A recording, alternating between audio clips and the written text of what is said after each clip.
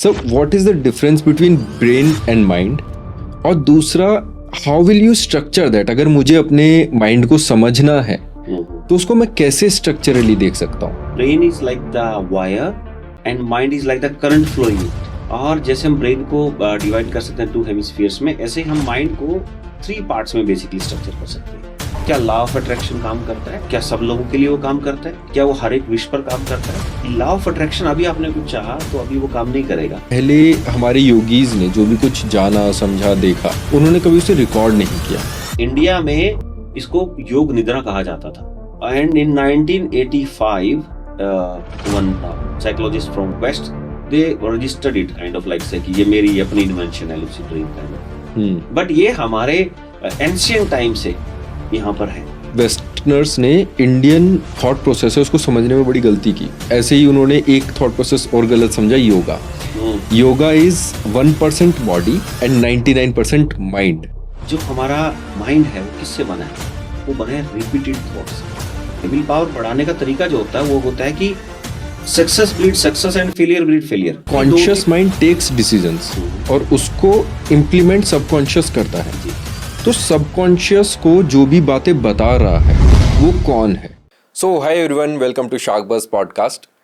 आज के हमारे गेस्ट बहुत ही स्पेशल हैं। आज हमारे साथ जो ज्वाइन कर रहे हैं, ही is the Limca book holder, he also hold a Guinness world record in memory and he is also famous for his memory tips. वो मेमोरी किंग नाम से प्रसिद्ध हैं और डेफिनेटली अपनी लाइफ में आपने उनका ये थंबनेल जो टेडएक्स पे उन्होंने एक बार इंटरव्यू दिया था, बहुत ही फेमस है वो, और डेफिनेटली आपने ये ज़रूर देखा होगा। तो आज के हमारे जो गेस्ट हैं वो हैं Krishna Chahal sir. He is the master in memory. We are very grateful कि आज वो हमारे साथ अपने पॉडकास्ट पे आ रहे हैं और अपनी इंसाइट को शेयर करने वाले हैं। तो चलिए स्वागत करते हैं कृष्ण चहल सर का।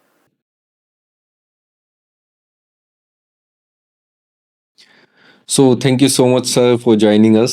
कैसे हैं आप? बहुत बढ़िया मोहित जी, बहुत ही अच्छा लगा आपके स्टूडियो में आके।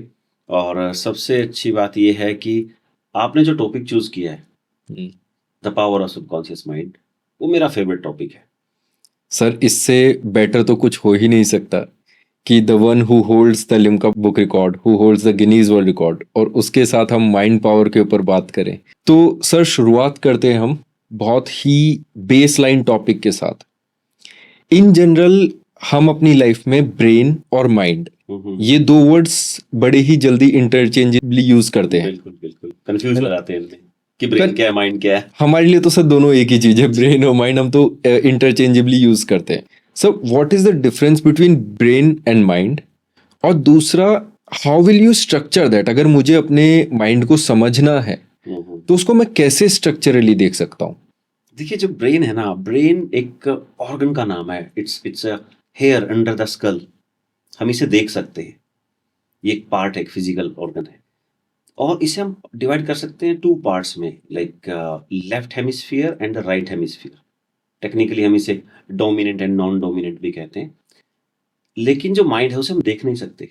We can only feel the existence of our mind. You can compare like brain is like the wire and mind is like the current flowing in it. Okay. और जैसे हम ब्रेन को डिवाइड कर सकते हैं 2 hemispheres में, ऐसे हम माइंड को 3 पार्ट्स में बेसिकली स्ट्रक्चर कर सकते हैं। Conscious mind, subconscious mind and unconscious mind. Okay.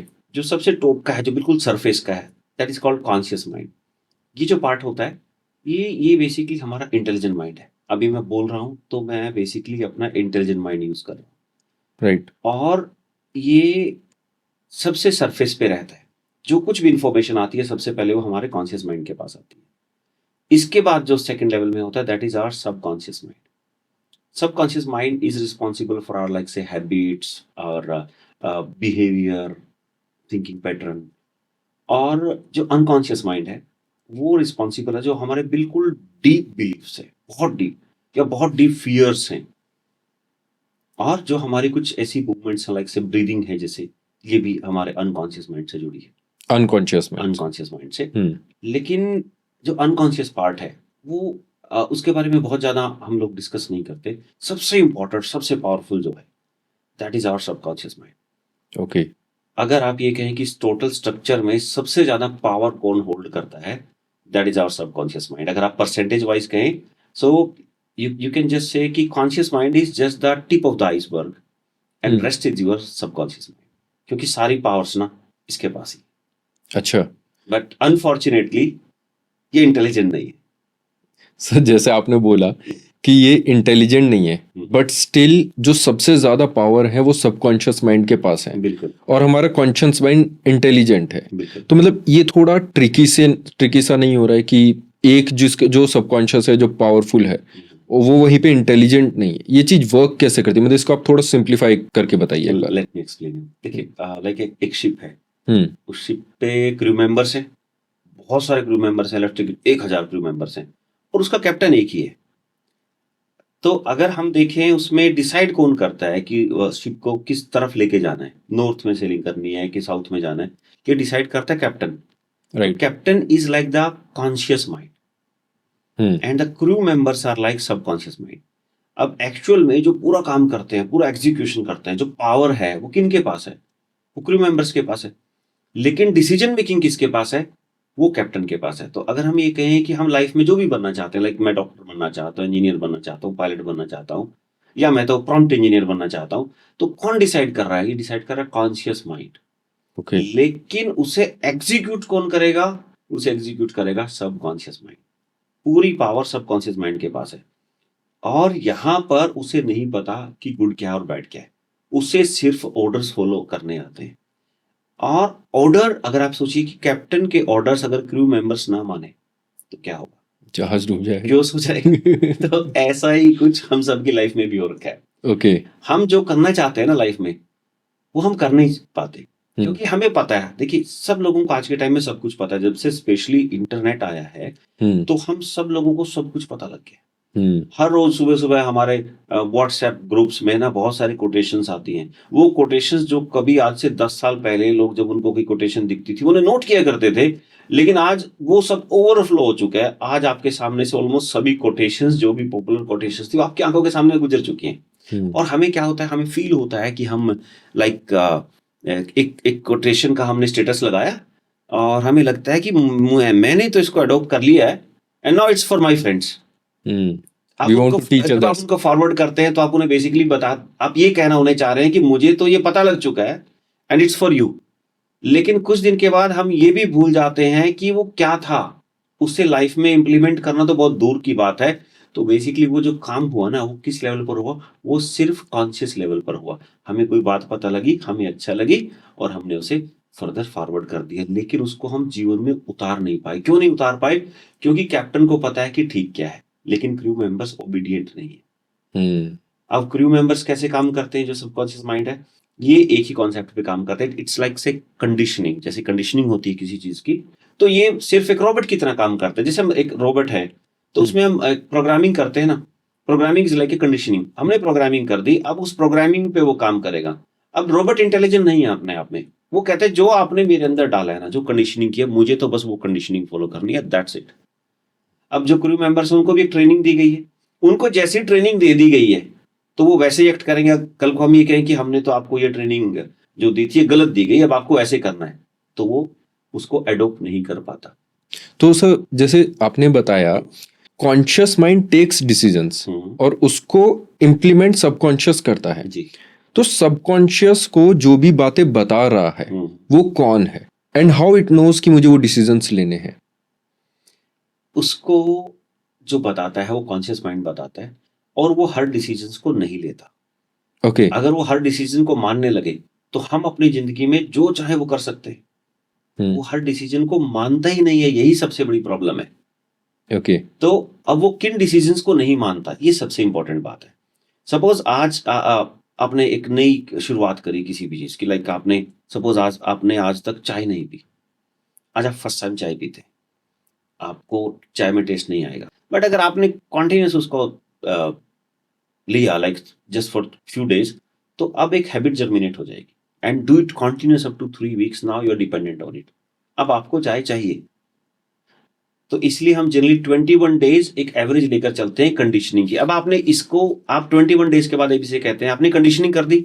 आपने क्रू मेंबर्स की कंडीशनिंग कर दी चाय पीने के लिए। अब आप इन्हें कहते हैं एक दिन कि नहीं, मुझे अभी पता लगा कि चाय पीना अच्छी बात नहीं, तो आप इनको अब चाय देने से मना कर देते हैं। हम्म अब ये क्या करेंगे? अब ये रिवोल्ट करेंगे। हम्म अब ये कहेंगे हमें चाय चाहिए। हम्म ठीक है, मुझे पता है चाय पीना अच्छी बात नहीं है, बट मुझे चाय चाहिए। तो अब इस ढंग से कंडीशन कर दिया गया, तो ये हमेशा सुनता नहीं है। अगर ये सुनने लगे, अगर क्रू मेंबर कहें कि आपने कहा कि चाय नहीं पीनी अब से और ये चाय छोड़ दे, then we all are super human. So problem ही यही है सबसे अब टू बड़ी। सम एक्सटेंट मेरे हिसाब से ठीक भी है, मतलब अगर हम सारी ही बातें मानने लग जाएंगे तो फिर तो मतलब वी आर नॉट कंफ्यूज्ड कि क्या करना है क्या नहीं करना है। बिल्कुल, ये एक अच्छा बफर है। हम्म इनफैक्ट एक एक कहानी है उसमें, ये सब बहुत सारी इमेजिनरी स्टोरीज होती हैं। तो उसमें कहा गया था कि कोई एक इंसान, उसको एक काइंड ऑफ एक अलादीन का चिराग मिल गया और उसे कहा कि आप इसे जो भी आप सोचोगे ना, वो होता चला जाएगा आपके साथ। तो वो सोचता है कि अच्छा यार, ऐसा कुछ है, तो अगर ऐसा है तो मेरे आसपास तो बहुत हरियाली हो जानी चाहिए। हम्म और वो एक रेगिस्तान में खड़ा था, तो वहां पर आसपास सभी हरे पेड़ हो गए। तो उसे लगा ये तो बहुत ही अच्छी चीज है। देखा कि अगर मेरे पास काश यहाँ पर एक अच्छा सा ऊंट आ जाए हम्म दूर जाने के लिए कहीं, बहुत अच्छा। तो एक ऊंट आ गया। हम्म काश मुझे बहुत सारा गोल्ड मिल जाए। तो वहां पर उसने देखा कि बहुत सारा गोल्ड आ गया। तो उसको लगा कि अगर यहाँ पर कोई चोर आ गया, तो कोई डाकू आ गया, तो डाकू आ गए। अरे इन्होंने मुझे मार दिया, तो उन्होंने से मार दिया। तो बेसिकली क्या है, अगर सब कुछ विश पर होने लगे तो ये हो जाएगा। इसमें जो कंडीशनिंग है ये बहुत अच्छी है, इसलिए उसको एक लेवल तक जाने में टाइम लगता है। तो इसलिए कहते हैं कि हमें अपने माइंड को जो चीजें उसमें डालनी है, जो कंडीशन करनी है, वो एक रिपीटेड मोड में हमें उनको डालना है। It takes time to condition, और ये अच्छी बात भी है। जैसे बहुत बार लोग कहते हैं कि क्या लॉ ऑफ अट्रैक्शन काम करता है? तो क्या सब लोगों के लिए वो काम करता है? क्या वो हर एक विश पर काम करता है? लॉ ऑफ अट्रैक्शन, अभी आपने कुछ चाहा तो अभी वो काम नहीं करेगा। हम्म बहुत टाइम से आप किसी एक ही चीज को चाह रहे हैं और उस पर आप पैशनेट हैं, उस पर काम कर रहे हैं, then definitely it will work. Subconscious mind आप जैसे बता रहे हैं, can it be use to get anything in our life? Of course anything. अगर आप एक बार इसमें कोई थॉट इम्प्लांट कर दें, तो ये उस पर हमेशा काम करता रहता है, ओके। क्योंकि ये उसकी कंडीशनिंग हो जाती है। हम्म हमने अपनी पूरी लाइफ में बहुत सारी चीजें ऐसे कर रखी हैं राइट। जिनका हमें रियलाइज नहीं होता, और हम उन काम को बड़ी आसानी से कर पाते हैं। आप सोचिए जरा, साइकिल चलाना हम्म हमें अब आसान लगता है, लेकिन सोचिए जरा, अगर आप दुनिया के सबसे पहले इंसान होते साइकिल चलाने वाले, हम्म तो क्या आप साइकिल चलाते? बिल्कुल नहीं। बिल्कुल नहीं चलाते। आप ये कहते हैं ये अकेला खुद खड़ा नहीं रह सकता, और आप मुझे ये कहते हैं कि आप मैं इस पर बैठ जाऊं और इसे आगे की तरफ भी पुश करूं, हम्म ये तो बड़ा सुसाइडल हो जाएगा। अगर आप पहले इंसान होते, आप साइकिल बिल्कुल भी ना चलाते। ऐसे बहुत सारे बिलीफ हैं क्योंकि हमारा हमारी life कॉन्शियस माइंड उसे करने में। नहीं Accept दे। नहीं करता, वो कहता, वो लॉजिकली उसे डिस्प्रूव कर देता कि देखिए साइकिल खुद खड़ा नहीं हो सकता, हम्म तो मैं कैसे इसके ऊपर बैठ जाऊं जो खुद खड़ा नहीं रह सकता। आप एक कार में बैठ सकते हैं, एक साइकिल पर कैसे बैठेंगे? वो खुद नहीं खड़ा रह सकता। तो इसका मतलब ह्यूमन लिमिट्स एज सच कुछ नहीं होती है। कुछ नहीं होती। हमें अपने सबकॉन्शियस माइंड को ये बताना है कि बस ये हम कर सकते हैं और वो ऐसा कर पाएगा। ऑब्वियसली वो ह्यूमन बीइंग की लिमिट्स में होना चाहिए। हम सोचे कि हम उड़ सकते हैं, वो नहीं हो पाएगा। बट जहां तक हमारे बिलीफ की सिस्टम है, हमारे फियर का प्रॉब्लम है, हमारी लिमिटेशन है, जो हमारी लिमिटेशन है, तो उन सबको अगर हटा दिया जाए हमारे माइंड से, किसी ढंग से कुछ ऐसा कर दिया जाए कि कोई हमें हिप्नोटाइज कर और हमारे माइंड से वो नेगेटिव बिलीफ्स निकाल ले, डेफिनेटली हम वंडर्स कर सकते सर जैसे कि आपने बताया कि हमारा जो कॉन्शियस माइंड है that is a intelligent part of हैं। आवर या बॉडी, और इवन हम उसे वॉचमैन भी बोल सकते हैं कि वो हमारी मतलब बिल्कुल। हर एक चीज का वॉचमैन है। हम्म, और वो हमें सबकॉन्शियस माइंड तक पहुंचने नहीं देता। As you have said, subconscious mind is a power house. तो अगर हमें अपने पावर हाउस तक पहुंचना है, अपने सबकॉन्शियस माइंड तक पहुंचना है, so what we can do for that? देखिए, आप इसे कंपेयर कर सकते हैं अपने सबकॉन्शियस माइंड को एक it's a kind of store room से आप इसे कंपेयर कर सकते हैं। ओके। और एक वॉचमैन उसके सामने खड़ा है डोर पर। अब जो कुछ भी स्टोर रूम के अंदर जाएगा, वो सबसे पहले उस वॉचमैन के पास जाएगा। वो वॉचमैन अलाउ करेगा उसे अंदर जाना, तो वो जाएगा। अब ये जो वॉचमैन है, ये कहता है कि जिस चीज के थॉट्स अंदर ज्यादा हैं, तो मैं उनको अंदर जाना अलाउ करूंगा, अपोजिशन को अंदर जाना अलाउ नहीं करूंगा। फॉर एग्जाम्पल, अगर किसी का कॉन्फिडेंस अच्छा नहीं है, हम्म ये किसी की सेल्फ इमेज अच्छी नहीं है, कोई अपने बारे में बहुत अच्छे विचार नहीं रखता, वो कहता है यार I'm not handsome, I'm not good looking, I don't have guts, I don't have so many good friends, I'm not a good intelligent, speaker. right? Of course I'm not a good public speaker, or I have stage fear, anything like this.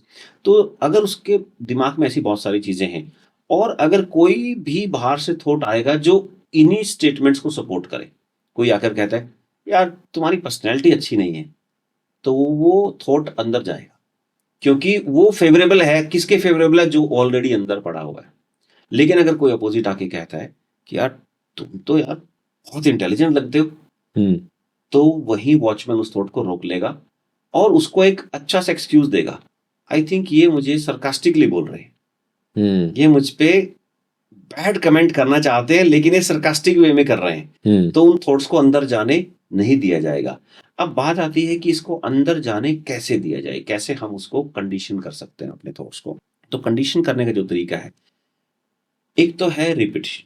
Repetition का मतलब है, suppose अगर सब लोग ये कहने लगे, अगर उसी पर्सन को जिसका हम बात कर रहे थे, अगर सब लोग उसे कहें तुम बहुत इंटेलिजेंट हो, तुम बहुत हैंडसम, तो क्या होगा, सब लोग मानने लगेंगे। अब देखिए आप लाइक स्पेशली इन इंडिया, कुछ फेयर कॉम्प्लेक्स को बहुत अच्छा माना जाता है कि जिनका कलर जो है बहुत फेयर है, तो वो ज्यादा खूबसूरत माने जाते हैं। But if you go in so many countries, वहां पर स्किन जो कलर है वो बहुत डार्क है, लेकिन उसको भी बहुत खूबसूरत माना जाता है, क्योंकि वो सब लोग ऐसा मानते हैं, क्योंकि वो सब लोग ऐसा मानते हैं, तो उनका बिलीफ ये बन गया है। तो ये डिपेंड करता है कि रिपीटिशन किस चीज की हो रही है। तो जिस चीज की बार बार रिपीटिशन होती है ना, वैसे ही हमारे बिलीफ बनते चले जाते हैं। एक तो इसका चेंज रिपीटिशन का तरीका। दूसरा है कि अगर हमें क्विक चेंज करना है, रिपीटिशन तो बहुत टाइम लगता है। दूसरा तरीका है कि हमें अपने जो वॉचमैन है ना, उस वॉचमैन को हमें वहां से हटाना पड़ेगा, सुलाना पड़ेगा, ट्रैंकुलाइज करना पड़ेगा, बेहोश करना पड़ेगा, या उसका कोई बाईपास हमें ढूंढना पड़ेगा। सपोज सामने वॉचमैन खड़ा है, अगर आप उसको चकमा देकर अंदर जा सकते हैं, तो एक तरीका ये होता है। ओके।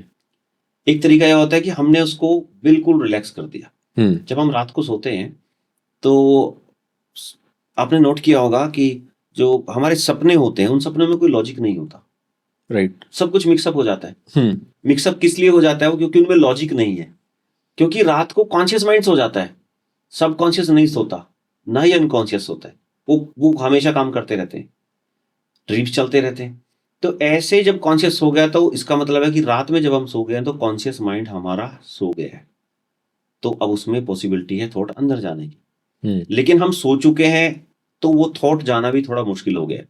अगर हम कुछ ऐसा बैलेंस स्ट्राइक करें, जिससे हमारा कॉन्शियस माइंड भी एक हद तक अवेयर रहे और सबकॉन्शियस भी। जैसे कि सुबह हम उठते हैं, जब हम सुबह उठते हैं, जो हमारे पास वो 15-20 सेकेंड्स है ना, उस वक्त हम ना तो उठे ही होते और ना ही सोए होते। इसलिए बहुत बार क्या होता है, लाइक कोई सपोज आपने कहा कि मुझे उठा देना, आपने अपने किसी फैमिली मेंबर को बोला, सपोज अपने फादर को कहा कि मुझे आज उठा देना पापा, और उन्होंने आपको उठाया 5 o'clock, आप उठे, आपने कहा हाँ अभी मुझे ये करना है, एंड फिर से आप सो गए। फिर आप उनसे सुबह कहते हैं आपने मुझे उठाया नहीं। वो कहते हैं भी उठाया था मैंने आपको, लेकिन और आपने ये भी कहा था कि हाँ अभी आ रहा हूं मैं, अभी आ रहा हूं मैं। कहते मुझे तो याद ही नहीं है।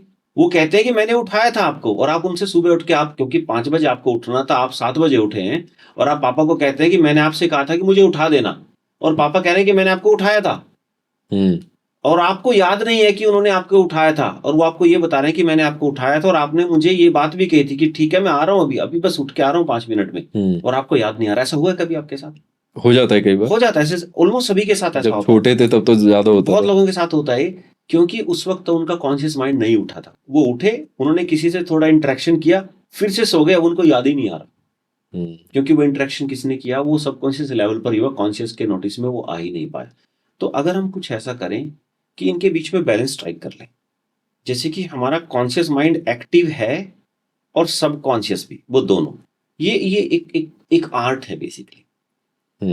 अब अभी अगर हम सो रहे हैं, तो सोते सोते क्या होगा, हमारा कॉन्शियस माइंड सो गया, सबकॉन्शियस तो एक्टिव है, तो कॉन्शियस सोते हम उसको कंट्रोल नहीं कर सकते, उसको मैसेज कैसे हम दे पाएंगे। तो ये अगर हम कुछ ऐसा करें कि कॉन्शियस भी एक हद तक जाग रहा है, और सबकॉन्शियस तो एक्टिव है ही। हम्म उसके बहुत सारे तरीके होते हैं, जैसे कि एक बहुत फेमस हमारे लाइक से एडिशन जो साइंटिस्ट हुए, वो हाथ में एक स्टील की बॉल रखते थे और हाथ में स्टील की बॉल रख के ऐसे रिलैक्स करते थे और जैसे ही वो बॉल हाथ, क्योंकि जब रिलैक्स करेंगे सोने लगेंगे तो मसल्स रिलैक्स होंगे, राइट बॉल छूट जाएगी, हम्म तो फिर से वो एक्टिव होते थे और फिर से उसे उठा लेते थे। तो ये इससे वो क्या करते थे, अपने आप को एक्टिव भी रखे हुए हैं और रिलैक्स भी हैं। ऐसे एक बहुत फेमस आर्टिस्ट थे, उन्होंने बहुत अच्छी पेंटिंग्स बनाई। वो हाथ में की रखते थे, चाबी चाबी का गुच्छा, और नीचे प्लेट रख देते थे अच्छा और ऐसे रिलैक्स होते थे और रिलैक्स होते होते वो रिलैक्स होते जब सोने लगते थे तो हाथ की पकड़ ढीली होती, चाबी छूटती थी, चाबी छूटती थी, वो आवाज करती थी और फिर उठा लेते थे। तो इससे वो ना तो सोए हैं और ना ही वो जागे हैं। तो ये जो लेवल है, अगर हम ये फाइंड आउट कर पाए तो इस सिचुएशन में क्या होता है, जो हमारे सबकॉन्शियस माइंड का रेजिस्टेंस है ना, वो रेजिस्टेंस कम हो जाता है अच्छा और हम उसके अंदर से बहुत सारी ऐसी चीजें एक्सेस कर पाते हैं, जैसे कि जितने भी साइंटिस्ट हैं वो इस चीज को एक्नॉलेज करते हैं। इनफैक्ट अल्बर्ट आइंस्टीन भी ये कहते थे, और रामानुजम जो जी थे, रामानुजम ने भी बहुत कुछ इसके बारे में कहा है कि उनको उनको अच्छी अच्छी थ्योरम्स उनके दिमाग में कैसे आती थी जब वो सोए हुए होते थे। तो बेसिकली वो जो वो उस बैलेंस को स्ट्राइक कर सकते थे कि वो ना तो सोए हैं ना वो जागे हैं, वो बीच में है, इन बिटवीन इन बिटवीन है। अब देखिए एक ऐसी एक आर्ट होती है, उसे कहते हैं lucid dream. Lucid dreams lucid dreams, ये क्या होता है? LUCID। हाँ ल्यूसिड ड्रीम्स ये क्या होता है? लूसिड ड्रीम्स इज बेसिकली आपको अवेयरनेस के साथ अपने ड्रीम्स को देखना है। अब अच्छा जैसे आपको सपना आया तो सपने अपने आप चलते हैं ना, तो आप अपने सपनों को कंट्रोल नहीं कर सकते ना, वो अपनी मर्जी से चलते हैं। लेकिन अगर हम अपने सपने को देख जाग जाएं, अपने सपने में जाग जाएं, तो नींद टूट जाएगी, एग्जैक्टली सपना टूट गया। तो इन दोनों के बीच का एक बैलेंस होता है ओके कि आपको ये पता है कि सपना चल रहा है और आपने उसे टूटने भी नहीं दिया। ये जो इसका बीच का बैलेंस है ना, ये वो बैलेंस है जहां पे खड़े होके आप अपने ड्रीम को कंट्रोल कर सकते हो। ड्रीम को कंट्रोल करना इज एक्चुअली आप अपने सबकॉन्शियस को कंट्रोल कर रहे हो। तो जो लोग लूसिड ड्रीमिंग जानते हैं, इनफैक्ट इस पर एक मूवी भी थी, that was Inception, but as you know that movies में बहुत ज्यादा एक्सजरेट कर दिए जाते हैं राइट चीजों राइट को, कि आप एक दूसरे के ड्रीम में एंटर, वो सब एक्सजरेशन है। बट एक्चुअल में हम अपने ड्रीम्स को अगर जागते हुए देखें, उसको लूसिड ड्रीम बोलते हैं। You can Google about it, ये एक बहुत फेमस फिनोमिना है। And the good thing is, ये इंडिया में इसको योग निद्रा कहा जाता था। ओह And in 1985, one psychologist from West, they registered it kind of like say कि ये मेरी अपनी इन्वेंशन है, lucid dream kind of।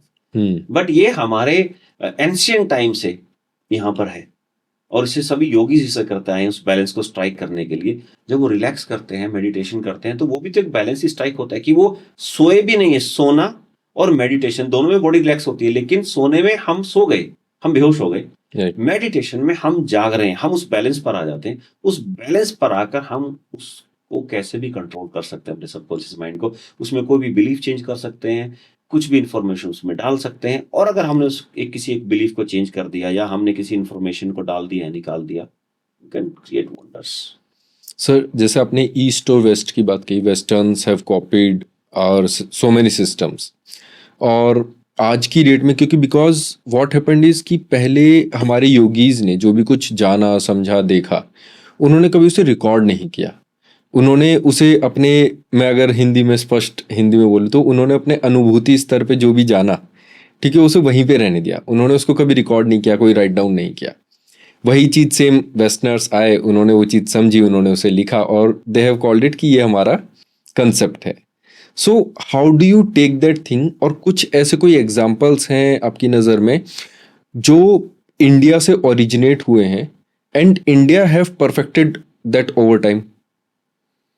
देखिए, अगर हम बात करें साइंस की, जिसे आज हम साइंस कहते हैं, हमारे पास बहुत सारे ऐसे प्रूफ नहीं हैं कि हम ये प्रूव कर सकें कि ये रिसर्च किसने की थी। तो हमें ये एडमिट करना पड़ेगा कि जो भी नोबल्स हैं आज की डेट में, अगर हम कहें सबसे ज़्यादा जो नोबल प्राइज मिले हैं, नो डाउट वो वेस्ट को मिले हैं, राइट। इंडिया के पास उतने नोबल्स नहीं है। बहुत सारी जो लेटेस्ट इन्वेंशंस हम देख रहे हैं वो मोस्टली वेस्ट की है। तो हम इस फैक्ट को डिनाई नहीं कर सकते, राइट? और अगर हम इस चीज को डिनाई करते हैं तो बहुत चीजों के तो हमारे पास प्रूफ हैं, बहुत सारी चीजों के नहीं है। तो लेकिन as far as mind is concern, मैं और चीजों के बारे में कॉन्फिडेंटली नहीं कह सकता, लेकिन as far as mind is concern ना, जो इंडिया के पास है वो कभी भी कहीं था ही नहीं। जैसे कि जो हमारा माइंड है वो किससे बना है? वो बना है रिपीटेड थॉट्स से, विचारों से। आप बार बार कोई आपने कुछ मुझे बताया, मैंने उसे अपने ब्रेन में डाल लिया, तो वो मेरे ब्रेन का पार्ट बन गया, मेरे माइंड का पार्ट बन गया। अभी मैंने जाकर किसी और को बताया तो वो उसके पास चला गया। अभी वो ऐसे एक वायरस की तरह फैल रहा है, वो थॉट एक वायरस की तरह फैल रहा है। अब घूम कर वो किसी और के पास गया, वहां से कुछ और बन के फिर से मेरे पास आया। मैं 10 लोगों से मिला, उनकी 10 लोगों की बातें मैंने अपने ब्रेन में डाली। अब उनको फिर मैंने मिक्सअप किया, एक नई खिचड़ी बनाई, फिर मैंने उनको बांट दिया। ऐसे डिफरेंट परमुटेशन कॉम्बिनेशन बन के एक ऐसा मिक्सअप तैयार होता चला जाता है, एक पूरा जाल बन जाता है। ये हमारे थॉट्स हैं, विचार हैं, ये चलते रहते हैं। अब देखिए, आप क्या आप अपने थॉट्स को रोक सकते हैं? नहीं रोक सकते ना।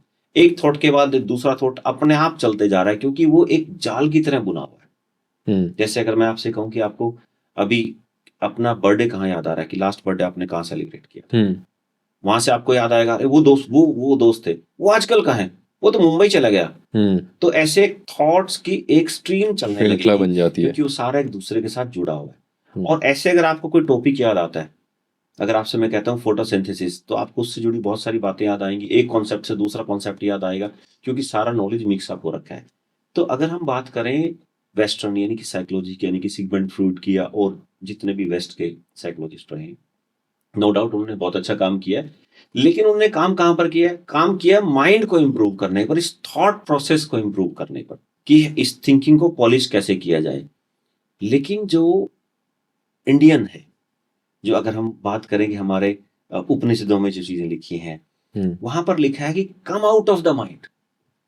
उन्होंने कहा है कि ये डस्टबिन है, आप इसमें से ये तो निकाल सकते हो ना, कि ये जो है प्लास्टिक प्रोडक्ट्स हैं, इनको अलग निकालिए, ये जो जिनको डिकम्पोज किया जा सकते हैं, इनको अलग निकालिए। कहते हैं इसको एक तरफ रखिए, ये डस्टबिन है, कम आउट ऑफ इट।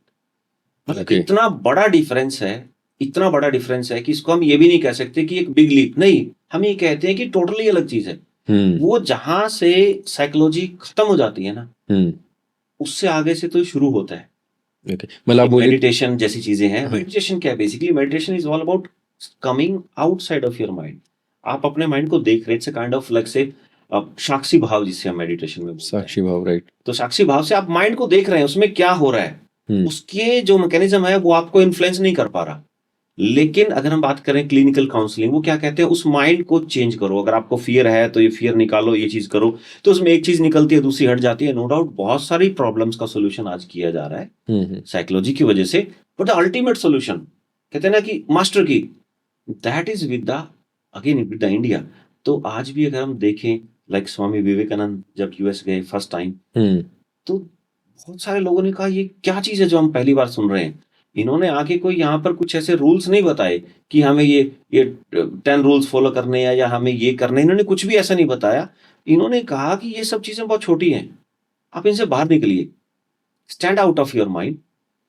और जब कुछ लोगों ने तो ये कहा कि इससे अच्छा तो नींद आने का तरीका ही कुछ नहीं है, क्योंकि उनके लिए अल्टीमेट टारगेट ये था कि शायद नींद आना ही बहुत अच्छा रिलैक्सेशन है। बट जो अच्छे योगीज होते हैं उनके लिए तो नींद तो एक, उनके लिए that is a work place basically, right. तो ये बहुत बड़ा डिफरेंस है। वहां पर खाली थॉट्स तक रह गए हैं, और यहाँ पर तो शुरुआत ही थॉट्स रोकने या थॉट्स को देखने से होती है।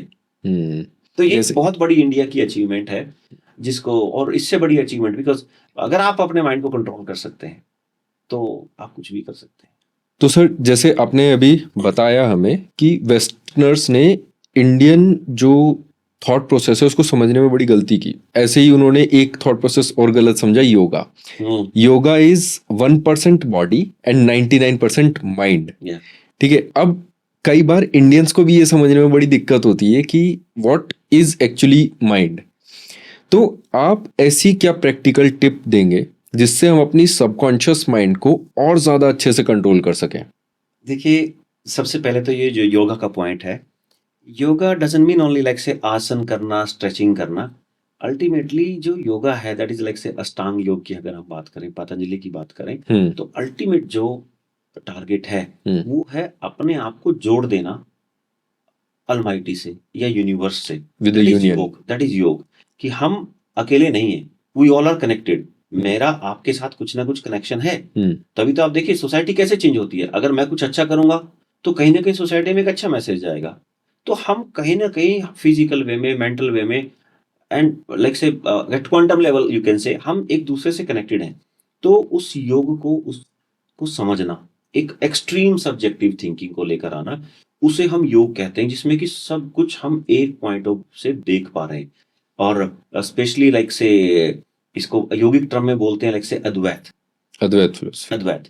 तो योग का मतलब अगर हम वेस्ट की तरफ जाए, like I have been to US, वहां पर मैंने देखा कि वहां पर कुछ लाइक जैसे हमारे यहाँ जिम है, तो वहां पर पावर योगा करके एक कॉन्सेप्ट चला हुआ था। अच्छा। पावर योगा, देखा what is this power yoga, कि यहाँ पे ना इन्होंने जिम को और योगा को, योगा मीन्स आसन्स को कंबाइन कर दिया है, ओके। कि जिम को और आसन्स को तो उन्होंने पावर योगा बना दिया है। तो क्योंकि वहां पर पॉपुलैरिटी किस चीजों की है कि कुछ दिखना चाहिए, कुछ टेंजिबल होना चाहिए। बट एक्चुअली योगा मीन्स के आप एक मेंटल अपग्रेड अपना कर रहे हैं। आप देखिए कि कितने ऐसे योगी हैं, अगर आप उनकी फोटोग्राफ्स देखें, जैसे कि लाइक महेश योगी थे, या हम कहें कि लहरी जी महाशय थे, राइट। तो ऐसे अवतार बाबा थे, तो ऐसे बहुत सारे योगी हुए। आप अगर देखें, कोई बहुत उनकी बॉडी को देख के ऐसा नहीं लगता कि they are too much fit, right. तो अगर उनका पर्पज सिर्फ, जो इतने बड़े योगी हुए, अगर उनका पर्पज सिर्फ आसन से होता तो वो मस्कुलर बॉडी होती ना, राइट। तो उनका पर्पज क्या था कि सिर्फ माइंड को उस लेवल तक लेकर जाना है। तो जो आसन है, योगा है, ये सब चीजें उसमें हेल्प करती है, नो डाउट, क्योंकि इससे हमारा थॉट प्रोसेस, बॉडी रिफाइन होती है। बॉडी जितनी अच्छी होगी उतना ही हमारा थॉट प्रोसेस क्लीन होगा। तो सर इसमें प्रैक्टिकल टिप क्या हो सकती है व्यूअर्स के लिए? देखिए हमें सबसे पहले तो, जैसे मैंने आपको बताया कि ये जो इनका ज्वाइनिंग टाइम होता है कॉन्शियस और सबकॉन्शियस का, ये हमें आइडेंटिफाई करना है। जैसे कि हम अफर्मेशंस यूज कर सकते हैं। अफर्मेशंस क्या होती हैं? सपोज आपको कोई किसी एक टाइप का फियर है, आपको उससे बाहर आना है। कोई भी ऐसे बहुत सारे फियर हो सकते हैं, लाइक किसी को स्टेज फियर होता है, किसी को एग्जाम फियर होता है, किसी को हाइट का फियर होता है। तो आपको उस फियर से बाहर निकलना है, या आप कुछ पॉजिटिव थॉट अपने आप में डालना चाह रहे हैं, लाइक कि पॉजिटिव एटीट्यूड, जैसे कि, ठीक है ना, या ग्रेटिट्यूड। आप हर रोज कंप्लेन करते रहते हैं, लेकिन आप चाहते हैं कि मुझे ग्रेटिट्यूड का थॉट अपने अंदर डालना है, तो आप एक अफर्मेशन बनाएंगे। अफर्मेशन का मतलब होता है कि कोई भी उस बात को एक सेंटेंस में डिफाइन करना। ओके। राइट। अब आप कंप्लेन करते हैं, तो इसका अपोजिट क्या हुआ? ग्रेटिट्यूड। ग्रेटिट्यूड। कि आप भगवान का धन्यवाद कर रहे हैं कि थैंक गॉड मेरे पास सब कुछ है। तो आप भगवान का धन्यवाद कर रहे हैं बेसिकली, कि you are thanking God for everything. तो ये इसका पॉजिटिव सेंटेंस हुआ। I thank God you for a good health, I thank you for the meal I am eating, I thank you for the wisdom I have. तो वो सब चीजों के लिए आप उनको थैंक्स बोल सकते हैं, एक पॉजिटिव सेंटेंस। तो आप उस सेंटेंस को हमेशा प्रेजेंट टेंस में बोलें। सबसे पहले तो ये इंपॉर्टेंट है। आपने वो सेंटेंस जो ड्राफ्ट किया ना, लाइक से यू कैन से कि I am thankful to God, I have everything, I have good health, I have money. आप वो पॉजिटिव जो सेंटेंस बोल रहे हैं ना, उसको प्रेजेंट में बोलेंगे। अगर आप ये कहते हैं ना, I will be rich one day, तो वो कल कभी नहीं आएगा। आपका माइंड हमेशा उसे फ्यूचर में प्रोजेक्ट करता रहेगा। वो लिखा रहता है ना बहुत बहुत शॉप्स के बाहर की, कि आज नगद कल उधार, वो कल कभी नहीं आता। जो सबकॉन्शियस माइंड है ना, वो सिर्फ और सिर्फ प्रेजेंट टेंस समझता है। आप ये कहेंगे, I am right now like this, I am thankful to God, I have money, I am strong. बस अब वॉचमैन उसे रोकता नहीं है। I am coming to that point also. तो ये सबसे पहले आपने सेंटेंस डिफाइन किया। अब इस सेंटेंस को हमें अंदर डालना है। अभी अगर आप अपने आप से कहेंगे तो माइंड रिजेक्ट करेगा। कौन रिजेक्ट करेगा? Conscious mind, watchman. वो कहेगा, नहीं भाई आपके पास पैसे नहीं है, नहीं भाई आप इंटेलिजेंट नहीं है। देखिए आपके टीचर ने आज ही तो आपको कहा था कि तुम इंटेलिजेंट नहीं, तुम्हें कुछ नहीं आता। तो ऐसे बहुत सारे 10 रीजन आपके पास वो दे देगा। तो अब हमें क्या करना है? हमें इस थॉट को एंटर करना है। और एंटर करने के बहुत सारे तरीके हैं। जैसे मैंने बताया एक आपको कि वो हमें बैलेंस स्ट्राइक करना है। वो बैलेंस हमें दिन में कम से कम एक बार तो जरूर मिलता है। जैसे हम सुबह उठते हैं ना, वो जो हमारे पास 10 to 15 सेकेंड्स है, वो विंडो है जब वॉचमैन अलर्ट नहीं है, अभी वो उठ ही रहा है और दरवाजा खुला है। ओके। अब आप उसके अंदर कैसे भी जा सकते हैं और उसमें कुछ भी ऑल्टर कर सकते हैं। सर ये एक तो अब ये जो अफर्मेशन आपने बनाई है ना, तो अब ये अफर्मेशन आपको उस टाइम अपने माइंड में डालनी है।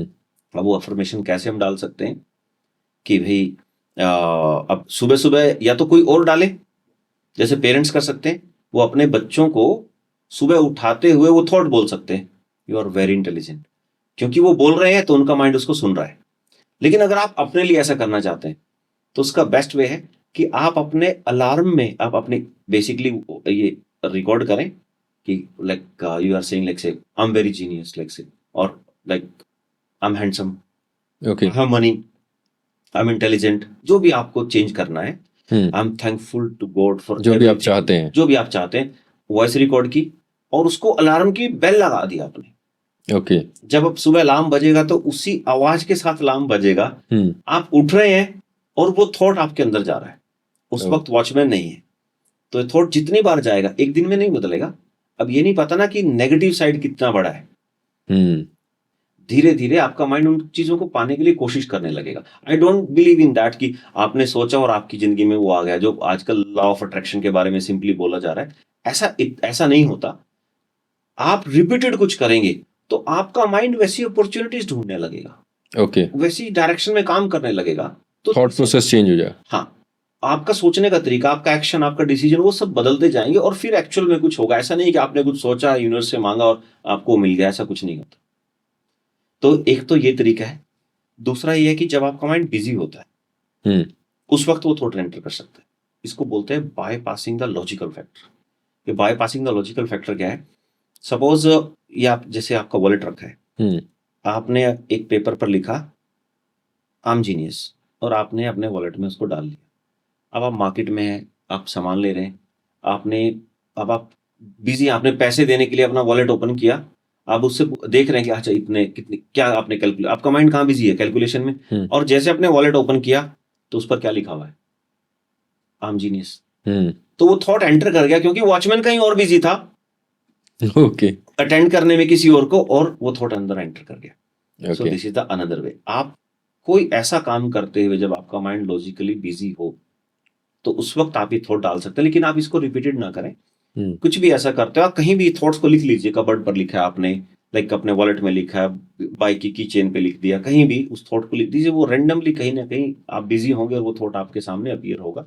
It will keep on entry. इस ढंग से हम अपने बिलीफ को चेंज कर सकते हैं। ओके, सो सर आपने ट्रांसफॉर्मेशन की भी बात करी और थोड़ी देर पहले हम बात भी कर रहे थे, तो you are about to release a new book that is MDT, memory driven transformation. तो सर मेमोरी ड्रिवन ट्रांसफॉर्मेशन कैसे, इसका मतलब क्या है? What exactly you have talked about in your book? सबसे पहले तो इसका नाम मैंने मेमोरी ड्रिवन क्यों रखा? इसका रीजन ये है कि हम जो कुछ भी हैं अपनी लाइफ में, हम क्या हैं बेसिकली? हम अपनी मेमोरी तो हैं। अगर मेरा नाम कृष्ण चहल है तो मेरे माइंड ने ये याद कर रखा है ना कि कृष्ण चहल मेरा नाम है, राइट। तो ये मेमोरी ही तो मेरी। जो कुछ भी मैं जानता हूँ, कुछ मैंने पढ़ा है कहीं से, तो वो सब चीजें सुनी हैं, वो मैंने मेमोराइज किया, उन्हीं की वजह से मेरी वो पर्सनैलिटी है। तो जो कुछ भी एक इंसान है ना, वो उसकी मेमोरी की वजह से है। तो अगर हम किसी के बारे में जानना चाहते हैं कि वो क्या है, कैसा है, वो कैसा है, तो आप उनसे सिर्फ एक सवाल पूछिए, tell me something about your life. अभी वो पर्सन अगर आपसे कहता है कि मेरी लाइफ ठीक है बट मेरे साथ बहुत बार ऐसा हुआ है, मुझे उसने चीट किया, ये हुआ, तो आप कह सकते हैं कि ये तो एक विक्टिम माइंडसेट का आदमी है। अगर कोई ये कहता है कि हाँ मेरे साथ भी बुरा होता बट मैंने ऐसे किया, राइट, वो हर चीज का कुछ आपको अलग पहलू दिखा रहा है कि आप देख पाएंगे कि बुरा इनके साथ भी हुआ है, लेकिन क्या कम बैक किया है, या कैसे इसने उस चीज को पॉजिटिवली उसको अपॉर्चुनिटी बना दिया है। तो यहां से आपको पता लगेगा कि इसका एटीट्यूड क्या और इसका फ्यूचर क्या है। क्योंकि जो उसकी मेमोरीज है ना, वो वैसा स्टोर करता आया है अपने दिमाग में, और वैसी ही चीजें वो फ्यूचर में स्टोर करता रहेगा। ओके, तो उसकी डायरेक्शन आपको पता है कि ये ट्रेन अगर इधर से आ रही है और उधर जा रही है तो आगे कहां जा रही है। तो उसकी मेमोरी जो है वो ही डिफाइन करेंगी कि उसका फ्यूचर क्या है। अब अगर हमें उसका फ्यूचर चेंज करना है तो वो जो कलेक्ट कर रहा है हर रोज, हमें उसको चेंज करना पड़ेगा कि वो हर रोज क्या मेमोराइज कर रहा है। अगर हम उसको चेंज कर दें तो हम उसकी पूरी पर्सनैलिटी को इन्फ्लुएंस कर सकते हैं। ओके, अब वो चेंज करने का तरीका जैसे डिसिप्लिन है, ये एक डीप रूटेड मेमोरी तो है। किसी की कोई हैबिट है, वो एक रिपीटेड थॉट ही तो था कभी, वो मेमोरी ही तो है, बस वो डीप मेमोरी हो गई और वो हमारे सबकॉन्शियस तक चली गई है। तो अगर हम इसे कंट्रोल कर दें तो हम कुछ भी चेंज कर सकते हैं। अब सपोज आपने कोई बुक रीड की है, राइट। रूटीन में हमारे सामने चैलेंज क्या है, उस बुक को इम्प्लीमेंट आप करना चाहते हैं अपनी लाइफ में। जैसे कि एक बहुत फेमस बुक है लाइक साइकोलॉजी ऑफ मनी, या हम कहें कि Power of Subcon- 7 habits of highly effective people, Hmm. या that power of subconscious mind also, and 48 sec- laws of power, The Secrets. like the 48 laws of power, let me talk about it. Hmm. 48 laws of power जो है अपने आप में एक बहुत famous book है, Right. और बहुत लोगों ने इसे पढ़ा है। किस लिए पढ़ा है? कि ताकि वो ट्रांसफॉर्मेशन अपने अंदर ला सके। और अगर मैं उनसे पूछता हूं कि मुझे ये बताइए कि आउट ऑफ 48 लॉज अब मुझे 10 लॉज बता दीजिए। एक नहीं पता, वैसे याद तो मतलब after end of like week तो एक भी याद नहीं होगा। तो उस बुक को उन्होंने रीड किया हम्म। तो मिला क्या? अल्टीमेटली देखिए, इतनी अच्छी बुक है, कितना जबरदस्त उसमें एक्सपीरियंस लिखा गया है। किसी ने अपनी जिंदगी का निचोड़ और कितना थॉटफुल उसमें डाला, उसे हम इंप्लीमेंट नहीं कर पा रहे। तो क्यों नहीं कर पा रहे? क्योंकि हम उसे मेमोराइज नहीं कर पा रहे। और ये सिर्फ मेमोराइज एक टेक्स्ट बुक की तरह नहीं है, जब तक वो थॉट हमारे दिमाग में इंड्यूस नहीं होंगे। अब आपने सपोज का एक लॉ है, never outshine the master. Okay. 48 laws में से एक लॉ है, never outshine the master. Yes. ठीक है, तो ये एक उनमें से एक लॉ है। अब ये सपोज आपको याद भी रह गया, आपके पास 48 लॉज को आपने लिस्ट बना ली और याद कर लिया, तो क्या होगा? तो भी कुछ नहीं होगा। जब आपके पास वो सिचुएशन आएगी लाइफ में, जब आप वो डिसीजन ले रहे होंगे, तो आपको उस वक्त वो बात याद आनी चाहिए। सपोज आपका कोई सीनियर है वहां पर, और आपका सीनियर वहां पर क्या, नेवर आउटशाइन द मास्टर, कि आप कभी भी अपने मास्टर के सामने, आपका सीनियर है, बॉस है, आपको उसके सामने आउटशाइन नहीं करना, नहीं तो कहीं ना कहीं आपको नुकसान मिलेगा। That what 48 laws of power says. तो अब जब वो सिचुएशन आती है तो आपको वो लॉ ही याद नहीं है। और अगर याद है तो लिस्ट, जैसे कि आपको किसी का बर्थडे तो याद है, लेकिन विश करना भूल जाते हैं, और आपसे कोई पूछे कि उनका बर्थडे कब, आप डेट बता देंगे, लेकिन उस डेट पे भूल जाएंगे।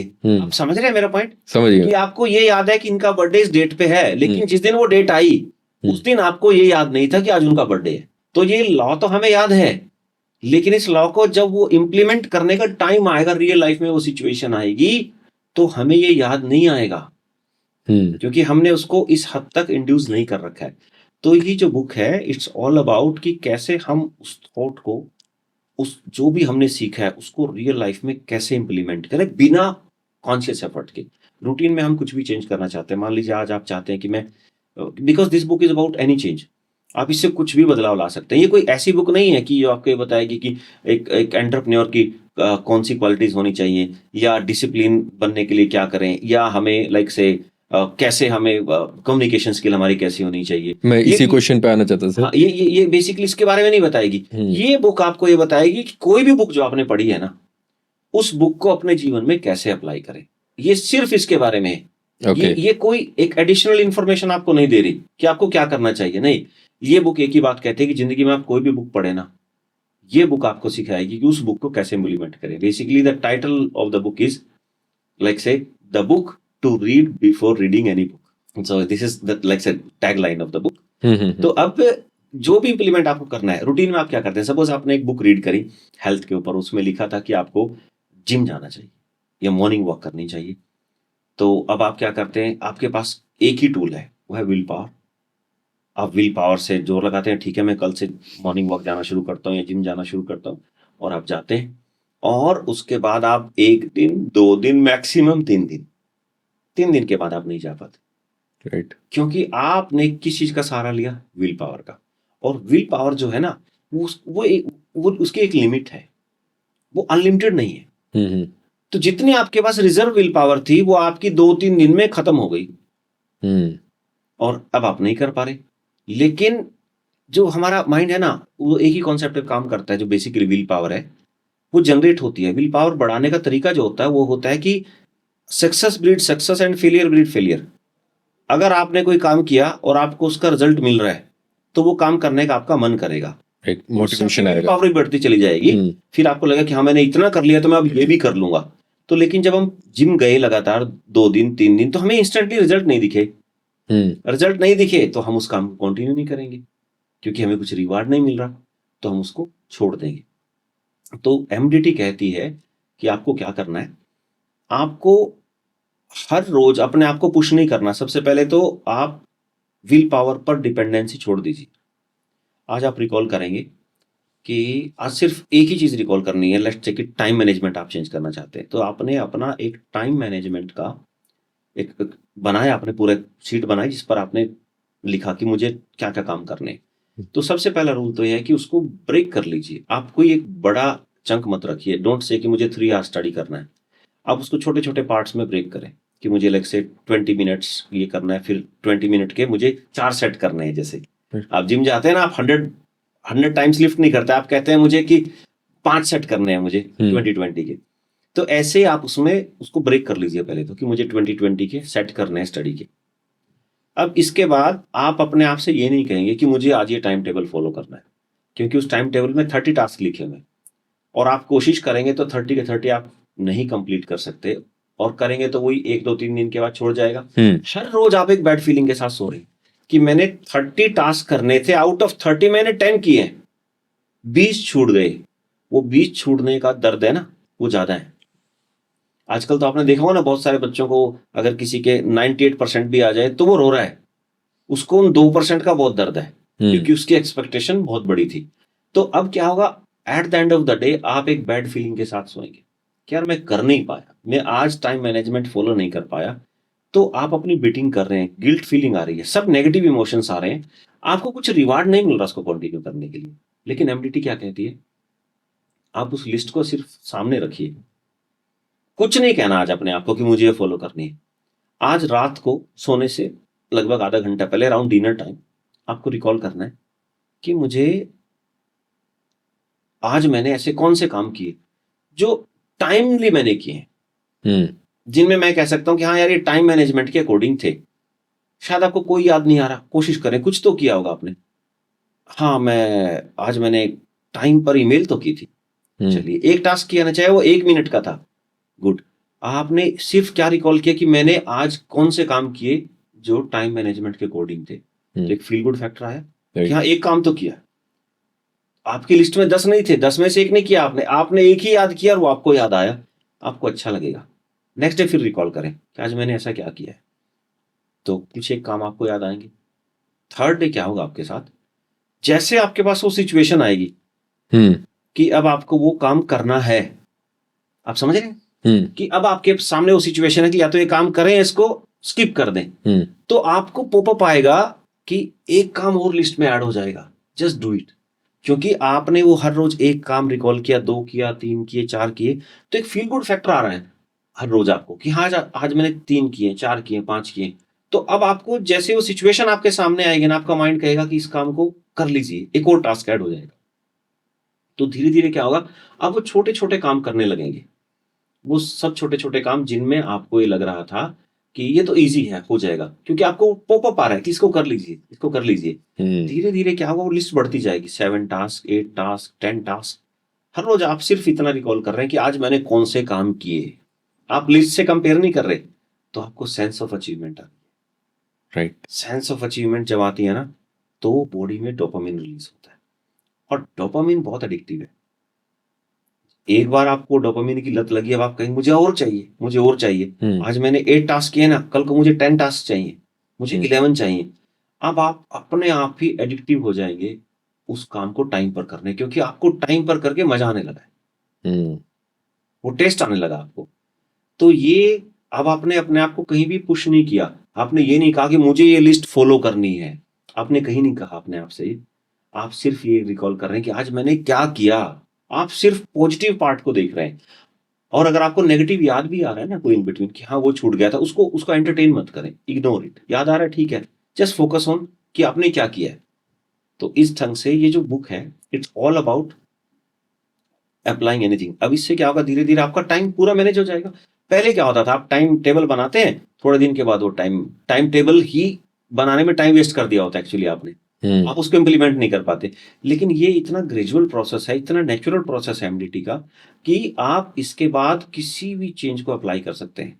आप अप्लाई करें एमडीटी को टाइम मैनेजमेंट पर, यू विल बी सरप्राइज्ड कि आपने कोई एफर्ट नहीं किया, कोई जोर नहीं लगाए और आप इतने जबरदस्त हो गए अपने टाइम का मैनेज करने में।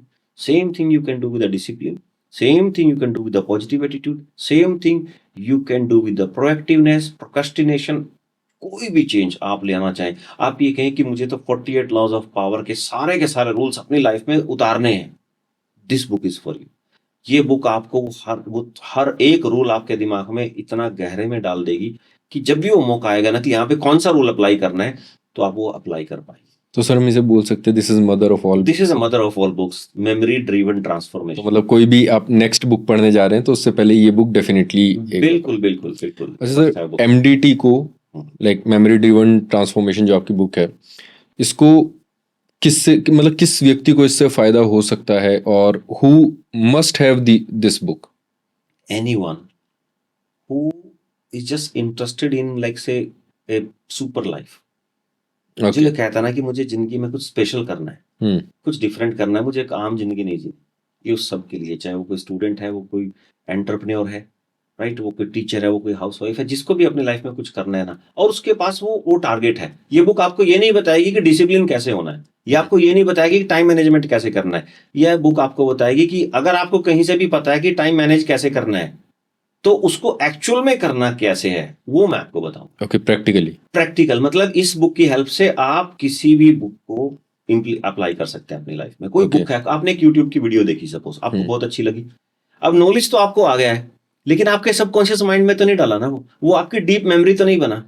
तो उसको कैसे डालना है? अब हर रोज आप देखिए कितने लोग हैं बुक की समरी सुनते हैं, कितने लोग ऐसे हैं जो रूटीन में लाइक से ड्राइव करते हुए कुछ ना कुछ सुनते हुए जाते हैं एक चीज को, वो सुना और खत्म हो गया, वो एक एंटरटेनमेंट बन के रह गया। लेकिन अगर उसको जीवन में अप्लाई करना चाहे कि ये चीज मैंने सीखी है, बहुत अच्छी लगी, इस राइटर ने बहुत अच्छा कहा, स्पीकर ने बहुत अच्छा कहा, तो वो चीज अपने जीवन में अप्लाई कैसे करनी है, वो ये बुक आपको बताएगी। तो ये सबके लिए है जो भी अपनी लाइफ में बहुत बड़ा ट्रांसफॉर्मेशन लाना चाहते हैं ना, और इजी वे में कि भाई मैं एफर्ट नहीं कर सकता। विल पावर से ऐसा नहीं कि चेंज नहीं होती, चीजें होती हैं, लेकिन मोस्टली हम फेल हो जाते हैं क्योंकि वो एक बहुत बड़ा लीप हमें लेना पड़ता है।